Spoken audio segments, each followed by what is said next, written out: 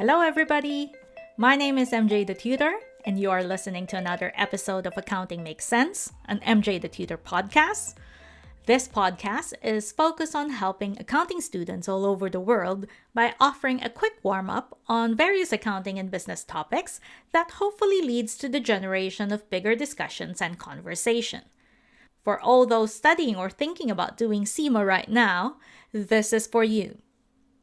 In today's episode, we will be discussing how remote work from home could be analyzed as either a hygiene factor or a motivator using the motivational theory called Herzberg's two-factor theory. To start off, let's do a background on the theory first. The two-factor theory actually has many names.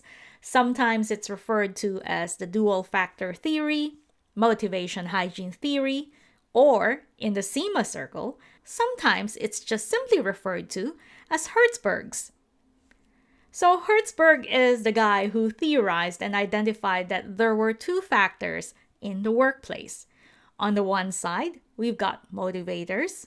These are factors which needs to be present in the workplace to be able to motivate people, ultimately leading to employee satisfaction. On the other side, we've got hygiene factors, which don't necessarily motivate employees more or provide positive satisfaction, but if these factors are absent from the workplace, then they can lead to dissatisfaction at work. The thing to remember here is that motivators tend to revolve around the nature of the work, achieving something, and being recognized for it. Examples of motivating factors are being recognized for the effort that one achieves at work, being offered challenging work and having responsibility and greater autonomy, since these signify that the boss relies on you and believes in you, being promoted and having some sense of importance within the workplace. While hygiene factors tend to revolve around job-related aspects which focus on the workplace environment and outside of the work itself. Examples of hygiene factors are employees having job security and feeling safe and secured in their positions, the salary and fringe benefits that one is offered and the one that one gets with regards to the position, feeling safe and comfortable within the working conditions. Lastly, the existence and sometimes enforcement of company policies and procedures, because we know that if there are no rules, then a workplace can be chaotic. According to Herzberg, if a company wishes to increase job satisfaction, then it should focus its energy to work on the nature of the work itself. But if the company wishes to reduce dissatisfaction, then it should be thinking about the workplace environment. In the event that the company is equally concerned about both, then it should give attention to both sets of factors. It's important to attempt to eliminate job dissatisfaction first, before going on to create conditions for improving job satisfaction. Because if a company tries to do both things at the same time, it might work against each other. So now that we've gotten that out of the way, let's talk about work from home.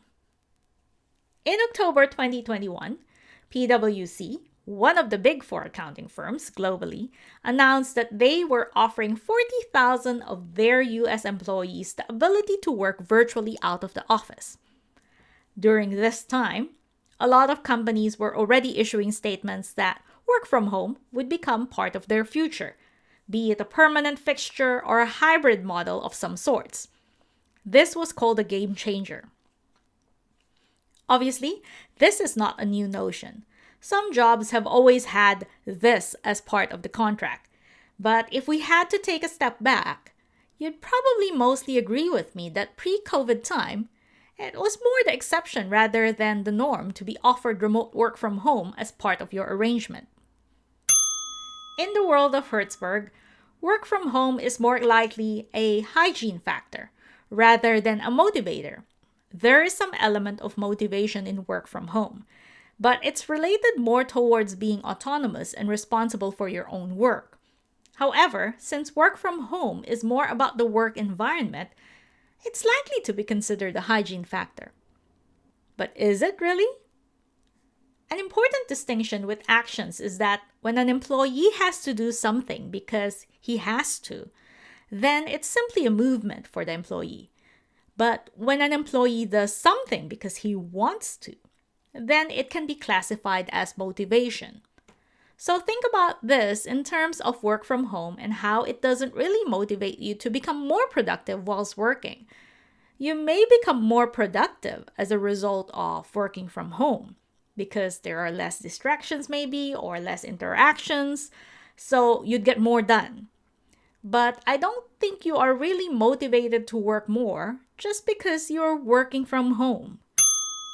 In some ways, you might also look at this that it's not totally a hygiene factor as well. Most of us are so ingrained with the fact that we have to pitch up to work physically that it won't really dissatisfy us if we don't get to work from home permanently or in a hybrid way. But beware, if you've already offered work from home as part of the package and employees have come to expect it, then it would really become a hygiene factor. Because if you take it away after the fact, employee dissatisfaction will follow. And that is it for me today. I hope this made you really think about hygiene factors and motivators that currently exist in your workplace. Do you agree about work from home being a hygiene or a motivator? It makes you think, hey? If you enjoyed this episode and allowed you to think about this a bit more, please do not forget to hit subscribe or follow to catch the next episode. As always, thank you for listening to Accounting Makes Sense. I'm your host, MJ the Tutor. If you want to learn more tips and advice, you can visit the website at www.mjthetutor.com. Or if you want to connect through social media, I'm available on Facebook, Instagram, and Twitter under the name MJ the Tutor. I hope to see you again next time. Ciao for now!